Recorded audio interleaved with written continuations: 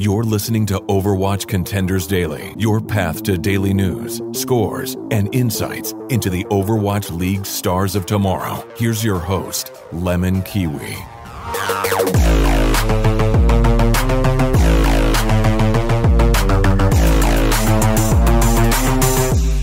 Hey guys, obviously I am not LemonKiwi, but I am here with, I don't have the voice for it.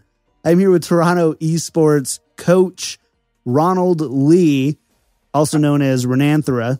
Practice all those pronunciations before the show. So, but first, hey man, thanks for taking the time and coming on, and congrats on your win over NRG yesterday. Yeah, no, thank you for having me on. Jameson always gets my name wrong, so thank you for taking the time to practice the pronunciation. I greatly appreciate it. I'm gonna tag him in a tweet with that little bit right there. Yeah, he gets it wrong all the time. No matter how many times he practices in the mirror, it's just never right. It's hilarious. Well, I want to jump right in. We've got a lot of topics that we want to chat with you about, because Toronto Esports is a really cool organization. It's you're the academy team for the Boston Uprising. Yep. Huck came from, I believe he was he president of Toronto Esports? Was that what he was co-owner of Toronto Esports? So obviously there's some deep roots there. So it's really cool. So first, I mean, just tell me what's it like being a coach for an academy team right now? I feel like the academy experience varies from team to team. I know working with Boston, they are there if we need them, but they just give us the tools we need to facilitate our own structure to keep things rolling the way we want them to. I don't know how closely tied other Overwatch League teams are with their respective academy teams, but for us, they're kind of there in the background, and most of it's kind of like, okay, we trust you, we're here to give you funding, we believe in what you're doing, and if you ever need help, we're here to lend a hand if you ask for it. That's cool. So you're kind of autonomous for the most part. Yeah, rather. I know a few coaches here and there kind of, we do scrim with Boston on occasion. So if there's a couple of things you notice we doing wrong or could use work on, they'll give us their 2 cents. And vice versa. Even we can chip in on what they're doing and stuff as well. So it's pretty close-knit here. Yeah, that's awesome. That's really cool. I want to talk about yesterday's match with NRG with you for a little bit. Sure. And you guys took a big 3-1 win, first round of the playoffs. What did you guys do to prepare going into this match? So for contenders, because the games are won every week, we have lots of times to run through VODs and do our research and kind of come up with our plans, polish our play in respect to whoever we're playing. Energy, however, was a unique case because this week's preparation kind of went down the drain given the weather. So we had we anticipated what maps they would pick. We had custom strategies and stuff, and kind of looked over all of our bases. We didn't actually have time to run through the strategy in our normal schedule because we usually do it the day before the match just to keep it fresh. And then all hell broke loose, and we couldn't actually go with that. So.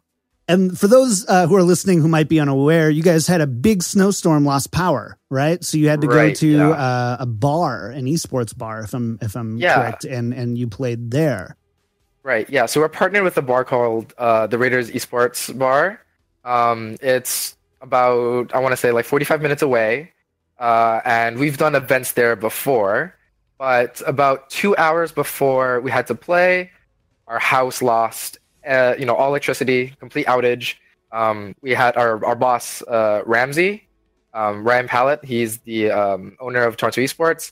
We had him run down the street and check if all the other houses were out of power as well, and everything was gone, all black, completely. No. Yeah, and he was slipping around. It was freezing rain, and I live in Toronto all of my life. I'm turning 23, and we've never had anything like this happen, ever. It was. Like a freak of nature storm that just turned everything it touched on the floor to ice instantaneously. It was insane. And it was super wet. And so we had 2 hours, no practice, no prep, no scrims, no warm up. We called a company to try and get a backup generator. And that couldn't happen. It was just too short notice to get it in and set it up in time. So we called the bar and we were hey, please tell us you guys have power. And they're yeah. So our plan was we just called a bunch of Ubers, unconnected all of our computers, all our peripherals, all our monitors, lugged in 3 cars, bunch of electronics in one. Some of it like wet because of like the weather. Oh no! Like our players half dressed, like in a frenzy, and then we just drove there. We didn't have time to do VODs or anything in the car either. We're just so frazzled. And we got there and we set up. It took us about 25 minutes to half an hour, and we had maybe like 3 minutes before the game started. So we sat down to the wire. Yeah, Nero and Dalton are DPS players as well. Don't live with us in the house yet. So they didn't even know what was going on. They were on Discord, they're waiting for us, and we're like, just no dialogue happening, no conversation. They got there like, so are we playing? Are we late? What's going on? We're like, long story. Yeah. We'll explain later. But they came into the game and they're probably the most affected by the whole thing because they were left in the dark. Yeah, I bet. Well, I mean, you still broke out with the win. Still got that win there. Luckily. So, I mean, what weaknesses do you think that you guys were able to exploit in NRG game plan? Or like, where do you think your team lined up really well to, even after not getting to really review VODs, scrim, practice, still walk away with a victory there? So there are a few players at NRG that we picked up particular play patterns and weaknesses that were exploitable. We didn't get a chance to really dive in deep with them and prepare, but they were things that our players were smart enough to pick up on their own, given certain maps. They started calling them, they started playing around them quite naturally, quite intuitively. So I was really thankful for that. We were particularly, or at least I was, had a number on Stratus and on Smex. I felt like those are two players that, and Poise as well, those three. Given those three players, the heroes they play, the ways they play them, we could work around them and kind of abuse them for victory. Smex was very well known for his Roadhog play, right? I've noticed he's very flank centric, and it's a risky play style. When it works out, it pays off huge, but when it doesn't, you can win a lot of games off of his mispositioning. So we kind of aim to do that. Stratus is a devastating Junkrat player, and he caught us off guard on the horizon with his play quite a bit, the way he positions and such, as well as the Torbjorn pick. That was unexpected. But outside of that one map, the rest of it kind of was book read. Interesting. What about Horizon Lunar Colony? Because Horizon Lunar Colony was the one map that you guys lost to NRG. What kind of went wrong for you guys there? So we did anticipate their Torbjorn pick with a single healer. Phosix on the Torbjorn was doing a ton of work. I don't want to disrespect it by calling like a cheese pick or something gimmicky, because it was clearly practiced. Yeah, but it's just not conventional by any means. No, I wouldn't say it's conventional. We did have a game plan to deal with something of that, like something similar. But again, we didn't have time to run over the VODs in the review and kind of have that team discussion. And they were really frazzled on that map. I think you can see there's a point where we switched our DPS over to like Far Mercy to try and deal with it. That was just kind of like on the fly. They tried to come up with their own solutions, and it just wasn't working. I think if we did actually have the review going into it, it would have been a much cleaner sweep across the board. But yeah, like I think they certainly did their homework against us as well. They know we like to dive heavily on the map. That's our bread and butter play style, very similar to Boston. And yeah, like if you're going to dive into like a Torbjorn or Rissa Junkrat, that's very, very dangerous, obviously. Especially losing the first fight, all the armor is distributed. It's just very hard to break. Mm-hmm. And our guys weren't prepared. We didn't have that conversation about how to deal with it. Interesting. And speaking of sweeps, because you said that if you had a little time, clean sweeps. You guys have had a pretty incredible contenders run so far. It's not over by any means. No, not yet. Yeah, going to Poland. But except for your loss to XL2, and I think it was week 2, your wins have been pretty dominant as well. It's been all 3 1s and 4 0s across the board. What makes your team so good right now? I definitely think our core players. So the way we like to, or at least I like to think about the team, is we have our core players are glue, the players you build the team around, and your complementary pieces that complement them well, that match their play and will get along with them well, synergize well.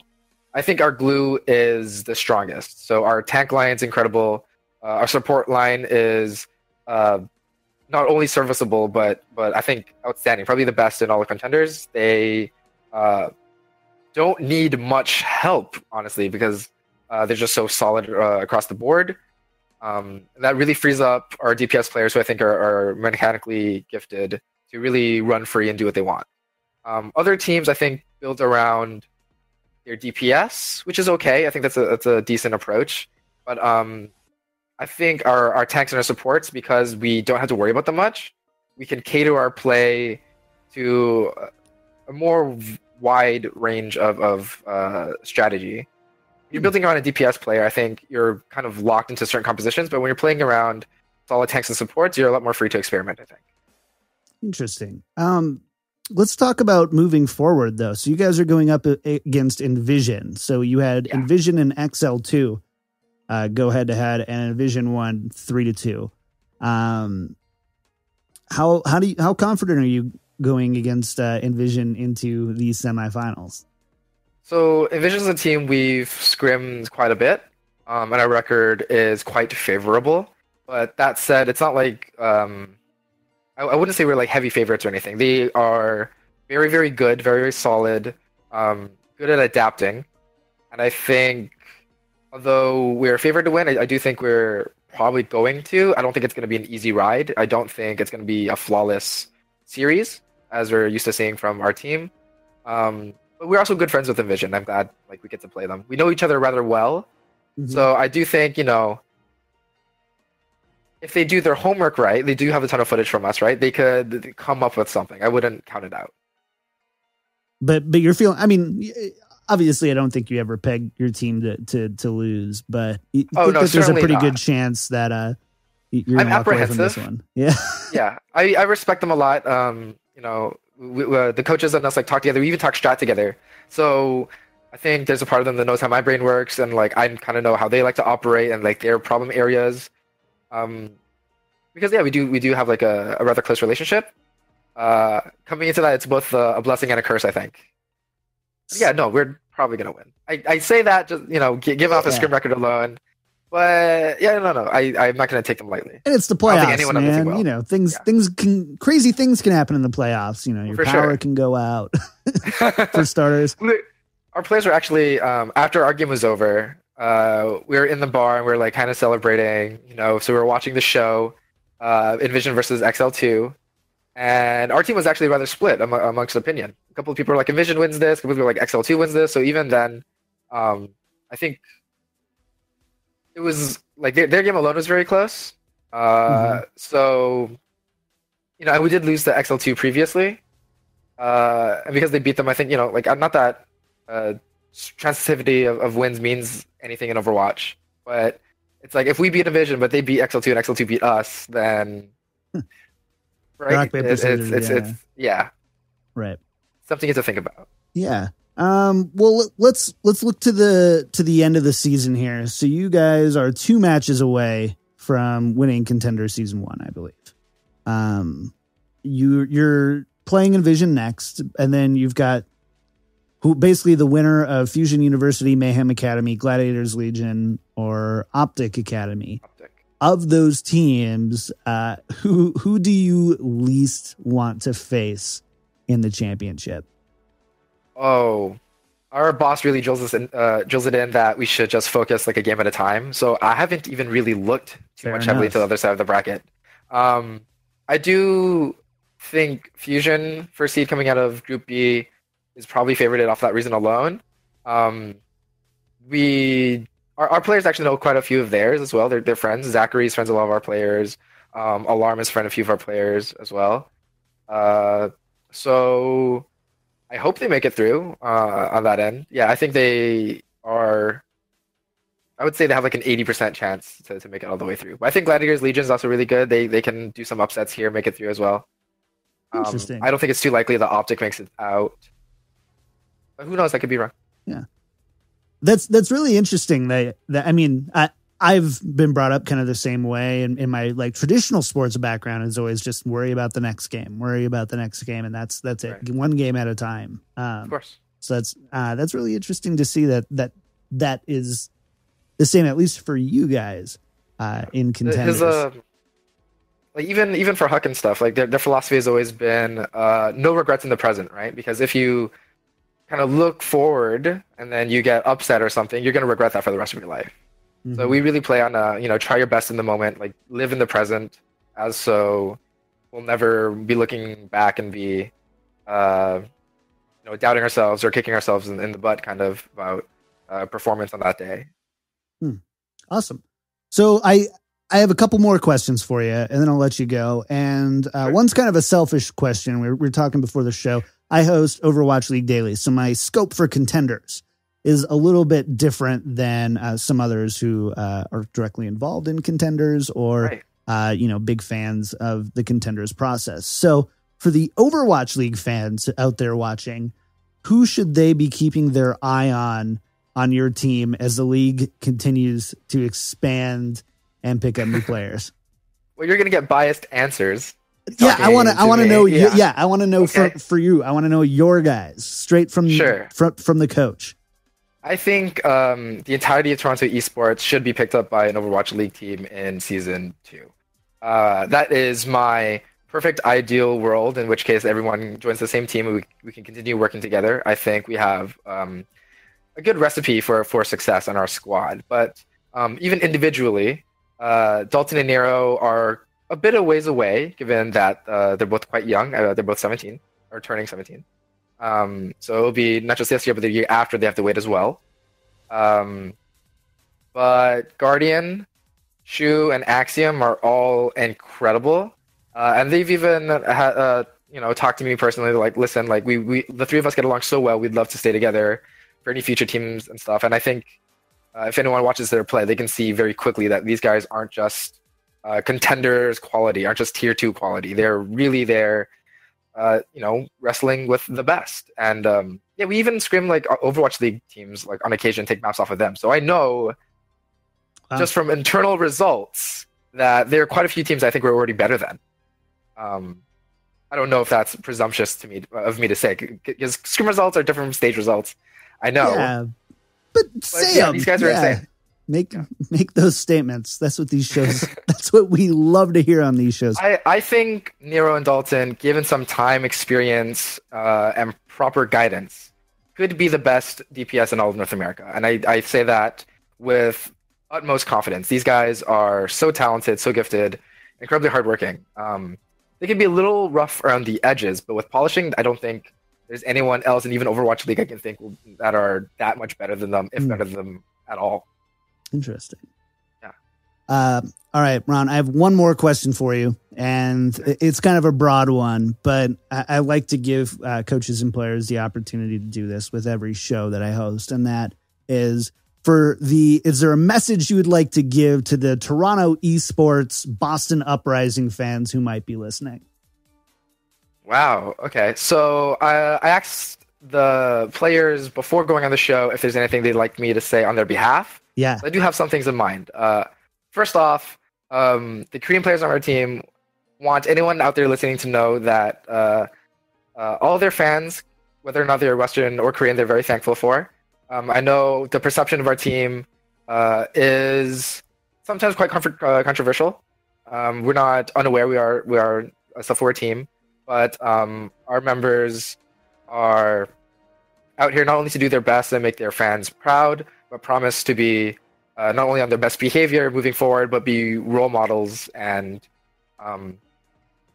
just people that you can look up to and be proud of, and say, like, I'm happy for these guys to be representing my hometown.